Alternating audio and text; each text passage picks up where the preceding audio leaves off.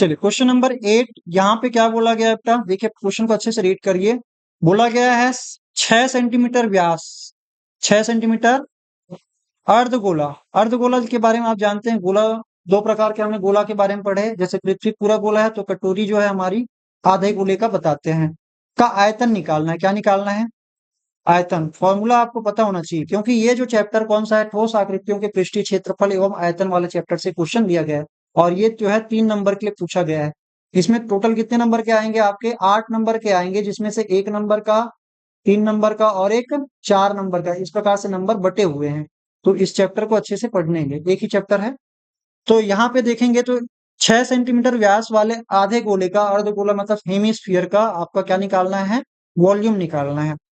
तो सबसे पहले क्या लिखेंगे, हल करेंगे, क्या लिखेंगे? दिया है, क्या क्या दिया है बेटा? तो लिखेंगे अर्ध गोले का, अर्ध गोले का व्यास, व्यास जानते हैं, डायमीटर। तो यहाँ पे हम बोलेंगे किसी भी अर्ध गोले का, जैसे मैंने बना दिया ये गोला बना रहा हूं, ये आधा गोला है, समझ लेना कटोरी के समान है। अब यहां से लेकर यहां तक, कहां से लेकर, इसके सेंटर से लेकर यहां तक के पूरे लाइन को हम क्या बोलते हैं? व्यास बोलते हैं। ये हमारा हरा कलर में क्या है? व्यास है, ठीक है। और जो मैं पीला कर रहा हूँ, पीला कर रहा हूँ मतलब ये वाला, इसको थोड़ा सा मैं, ये पार्ट, ये पीला वाला क्या कहलाएगा? त्रिज्या। अपने को क्वेश्चन में जब भी दिया जाता है व्यास, तो हमको जरूरत पड़ती है त्रिज्या की। तो त्रिज्या को हम आर से प्रदर्शित करते हैं ना, तो इसलिए हम क्या बोलेंगे? व्यास जो त्रिज्या का डबल होता है, डायमीटर जो है रेडियस का डबल होता है। तो इसलिए मैं इसको लिखूंगा 2r बराबर क्या दिया है? 6 सेंटीमीटर। आप हिंदी मीडियम वाले हैं तो इसको सेंटीमीटर ऐसे सेम ही बस लिखा करें। सीएम भी लिख रहे हैं ना, तो बस देखना आपके बुक में कभी भी सीएम लिखा नहीं रहता है, तो आप सेंटीमीटर को इसी प्रकार से लिखें। क्लियर है? और यहाँ पे क्या बोलते हैं, एक प्रकार से इकाइयों को, यूनिट्स को लिखना बहुत जरूरी होता है। और दूसरा यहाँ पे आपको क्या निकालना है? आयतन निकालना है। गोले का आयतन हम पता है, एक गोले का आयतन क्या होता है? 4/3 पाई आर क्यूब होता है। ये पूरे गोले का होता है, समझ में आ रहा है? ये गोले का होता है। तो आधे गोले का यहाँ पे 4 की जगह क्या हो जाएगा? 2 हो जाएगा। ये मैं आपको ऐसे बता रहा हूँ याद रखने के पर्पज से, क्योंकि पूरा गोला भी आ सकता है, भाई है इसका, ठीक है। इसलिए हम क्या बोलेंगे? सूत्र आप लिख लेंगे। सूत्र क्या लिखेंगे? चित्र बनाएंगे ज्यादा बेहतर लगता है, तो आप इसको बना लेना। सूत्र क्या लिखेंगे? अर्ध गोले का, अर्ध गोले का आयतन क्या होता है? वॉल्यूम क्या निकलेगा?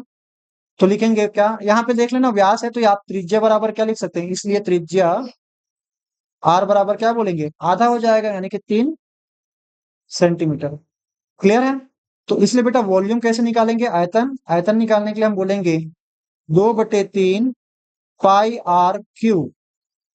क्यूब लगता है ना, आयतन निकाल रहे हैं, वॉल्यूम तो ध्यान रखना घन इकाई होगा। तो यहाँ पे हम लिखेंगे क्या? 2/3, पाई की जगह आप चाहें तो 22/7 रख सकते हैं, नहीं रखेंगे कोई दिक्कत नहीं है, ठीक है। तो आप इसको पाई को पाई रहने दीजिए, पाई को पाई रहने दीजिए। अगर ये 7 होता ना, त्रिज्या 7 हो रहा होता या कुछ और रहता, तो मैं इसको लिख देता, क्योंकि काटते बनता है। तो इसको मैं 22/7 ना लिख के मैं इसको ऐसे ही रहने देता हूँ, पाई, ठीक है। 2/3 और आर की जगह में क्या लिखूंगा? 3 की घात 3। आप इसको खोलेंगे जब, तो क्या लिखेंगे? 2/3 पाई और गुना में 3, गुना 3 गुना 3। आप इसको देखेंगे, एक 3 नीचे में है, एक 3 ऊपर में, कट जाएगा। तो 3 तिया हो जाएगा 9, और 9 दूनी 18 पाई। कितना बोलेंगे? 18 पाई। आप 18 पाई करके लिख देंगे, यहाँ पे लिख देंगे 18 पाई घन सेंटीमीटर। अगर आपको चाहिए इसका आंसर पूरा लिखना है, पाई की वैल्यू रख देना। जैसे यहाँ पे लिखूंगा 18, पाई की जगह हम रखेंगे 22/7। तो पहले 22 से गुना कर लेना, फिर 7 से भाग लगा देना, ठीक है। 22 से 18 दूनी 36 हो गया, 36 हो गया, 6 9 3, और इसको 7 से अगर भाग कर दोगे तो कितना आ जाएगा बेटा? 7 पंचे 35, कितना बच गया? 4, 7 6 की 42, लगभग 56 दशमलव कुछ घन सेंटीमीटर आएगा। आप लोग इसको निकाल लेंगे, निकाल लेंगे। चलो ये बहुत ही आसान है आपको, लेकिन देखो जिसमें कट नहीं रहना उसमें रखने की जरूरत नहीं है, आप ऐसे निकाल देंगे तो भी आंसर आपका करेक्ट है। तो आपको यहाँ पे क्या लिखना है, घन इकाई। घन क्यों? क्योंकि हम आयतन लिख रहे हैं, इसलिए घन सेंटीमीटर। अगर सेंटीमीटर है तो मीटर में मत लिख देना मेरे भाई। अगर दोनों सेंटीमीटर, देखो जितने भी आप लेते हैं इकाइयां, अगर मीटर है तो सारे को मीटर में बदल लो, अगर सेंटीमीटर में है तो सारे को क्या कर लेना है, सेंटीमीटर में बदल लेना है। इतना करना ही पड़ेगा, अगर नहीं करोगे तो आंसर आपके गलत आएंगे। फिर लास्ट में आप लिख देंगे अतः।